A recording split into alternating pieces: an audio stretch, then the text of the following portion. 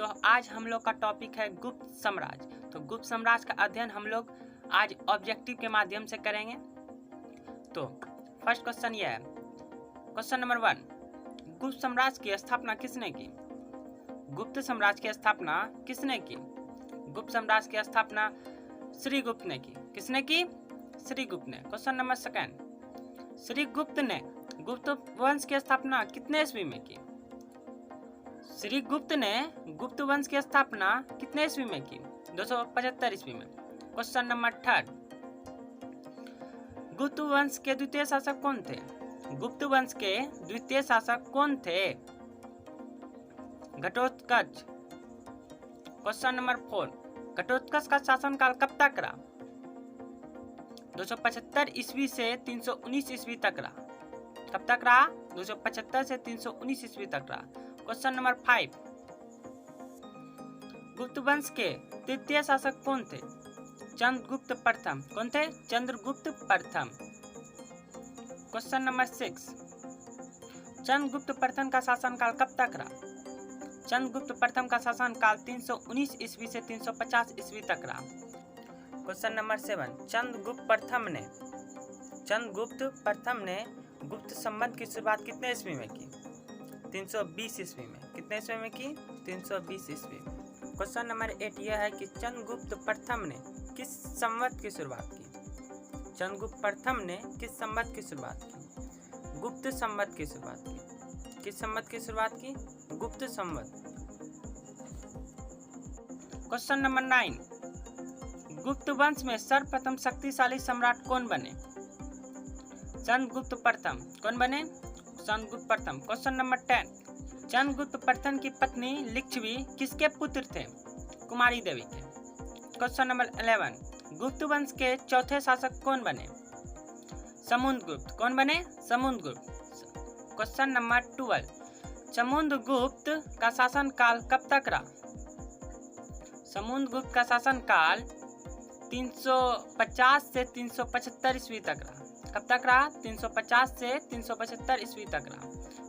Question number 14, Harisena ने किस किताब की रचना की? प्रयाग प्रस्तुति। क्वेश्चन नंबर 15, प्रयाग प्रस्तुति में किसकी जानकारी मिलती है? प्रयाग प्रस्तुति में किसकी जानकारी मिलती है? समुद्रगुप्त के।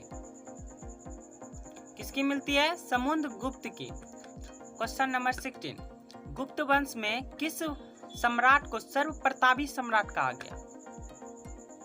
समुद्रगुप्त को। क्वेश्चन नंबर 17, भारत का नेपोलियन किसे कहा जाता है? समुद्रगुप्त को। किसे कहा जाता है? समुद्रगुप्त को। क्वेश्चन नंबर 18 यह है कि समुद्रगुप्त को नेपोलियन बोनापार्ट की उपाधि किसने दी? किसने दी? बी स्मिथ ने दी। क्वेश्चन नंबर 19 यह है कि नेपोलियन बोनापार्ट का टाइम पीरियड क्या था? नेपोलियन बोनापार्ट का टाइम पीरियड 1769 से 1821 ईस्वी तक था। क्वेश्चन नंबर 20, सबसे ज्यादा सोने के सिक्के किस शासक ने चलाई? समुद्रगुप्त ने। किस शासक ने चलाई? समुद्रगुप्त ने। क्वेश्चन नंबर 21, समुद्रगुप्त की तुलना किससे की जाती है? नेपोलियन बोनापार्ट से। किससे की जाती है? नेपोलियन बोनापार्ट से। क्वेश्चन नंबर 22, यूरोप का नेपोलियन किसे कहा जाता है? यूरोप का नेपोलियन किसे कहा जाता है? नेपोलियन बोनापार्ट को। किसे कहा जाता है? नेपोलियन बोनापार्ट को। क्वेश्चन नंबर 23, गुप्त वंश के पांचवें शासक कौन थे? गुप्त वंश के पांचवें शासक कौन थे? कौन थे? रामगुप्त। कौन थे? रामगुप्त। क्वेश्चन नंबर 24 यह है कि गुप्त वंश के छठे शासक कौन थे? गुप्त वंश के छठे शासक कौन थे? गुप्त वंश के छठे शासक थे चंद्रगुप्त द्वितीय। कौन थे? चंद्रगुप्त द्वितीय। क्वेश्चन नंबर 25, क्वेश्चन नंबर 25 यह है कि चंद्रगुप्त द्वितीय का शासनकाल कब तक रहा? चंद्रगुप्त द्वितीय का शासनकाल 375 से 414 ईस्वी तक रहा। क्वेश्चन नंबर 26 यह है कि किन्होंने नाग राजकुमारी कुबेर नागा से विवाह की? किन्होंने की? चंद्रगुप्त द्वितीय ने की थी। क्वेश्चन नंबर 27 यह है कि चंद्रगुप्त द्वितीय की पुत्री का नाम क्या था? चंद्रगुप्त द्वितीय की पुत्री का नाम क्या था? प्रभावती। क्वेश्चन नंबर 28 यह है कि गुप्त वंश के 7वें शासक कौन थे?